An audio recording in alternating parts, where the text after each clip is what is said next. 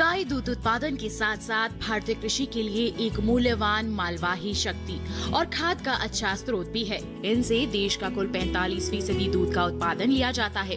ग्रामीण क्षेत्रों में पशुपालन एक सहायक व्यवसाय के रूप में किसानों को बेहतर आय देने में सहायता करता है।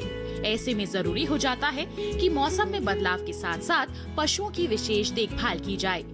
गर्मी का मौसम दस्तक दे रहा है। ऐसे में पशुपालकों को चाहिए कि वो पशुओं को ज्यादा से ज्यादा हरा चारा उपलब्ध कराएं। हरे चारे में 70 से 90% पानी होता है, जो पशु के शरीर में पानी की कमी नहीं होने देता। लेकिन इस मौसम में हरे चारे की उपलब्धता कम होती है, इसलिए पशुपालकों को समय रहते इसका प्रबंध कर लेना चाहिए।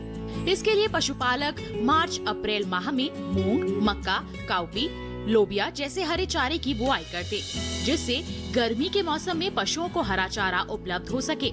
ऐसे पशुपालक जिनके पास सिंचित भूमि नहीं है, उन्हें समय से पहले हरी घास काटकर व सुखाकर तैयार कर लेनी चाहिए। ये घास प्रोटीन युक्त, हल्की व पौष्टिक होती है। पशुओं को संतुलित आहार दें, अधिक कार्बोहाइड्रेट वाला आहार देने से बचें। इसके अलावा पशु को एक दिन में कम से कम 3 बार पानी पिलाएं। पशु के पानी में थोड़ी मात्रा में नमक व आटा मिलाकर देना पशु की सेहत के लिए बेहतर होता है। पशु को पानी ताज़ा और साफ ही दें। शरीर का तापमान नियंत्रित रखने के लिए पशु को प्रतिदिन नहलाएं। इसके अलावा पशुओं का आवास साफ सुथरा व हवादार होना चाहिए, जिसका फर्श पक्का व फिसलन रहित हो। साथ ही मूत्र व पानी की निकासी की भी बेहतर व्यवस्था होनी चाहिए। आवास की छत भी ऐसी होनी चाहिए जो गर्मियों में अधिक गर्म ना हो।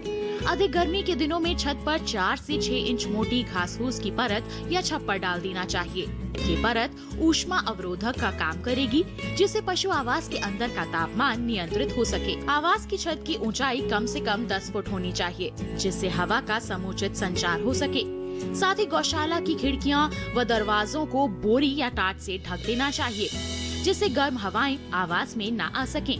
इसके अलावा पशुपालक पंखे की व्यवस्था भी करें, जिससे पशुओं को राहत महसूस हो सके। मौसम के अनुसार देखभाल करके गाय पालन से बेहतर मुनाफा कमाया जा सकता है। इसके लिए नए पशुपालक पशुपालन विभाग से समय समय पर सही मार्गदर्शन लेकर इस व्यवसाय को अपने लिए मुनाफे का सौदा बना सकते हैं। अब ये गायें, अब ये भी कोई चारा खा रही है, कुछ भी खा रही है, तो उसका हजम होना बहुत जरूरी है। और उसके क्या होगा, जब वो ओपन फार्मिंग के अंदर रहेगी, खुले में घूमेगी, अपनी मर्जी से इधर रहेगी, खेल लेगी भी, मस्ती करेगी। हमारा भी मन होता है मस्ती करने का, घूमने का।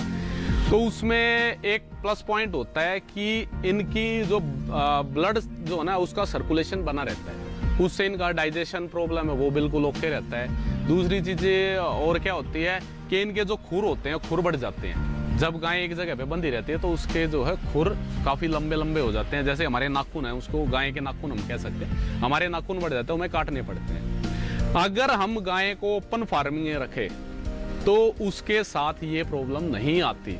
फिर वो इक्का दुक्की गाय में आती है, वो उसकी जेनेटिकली कोई प्रॉब्लम हो, जैसे उसके खानदान में किसी की खुर बढ़ रहे तो जल्दी बढ़ता है ना। आसानी से मैंने अब तक जो अनुभव किया, 1 या 2 गायें हैं जिनको ये प्रॉब्लम हुई ना, अदरवाइज आज तक हमें किसी के खुर कटवाने की आवश्यकता नहीं पड़ी।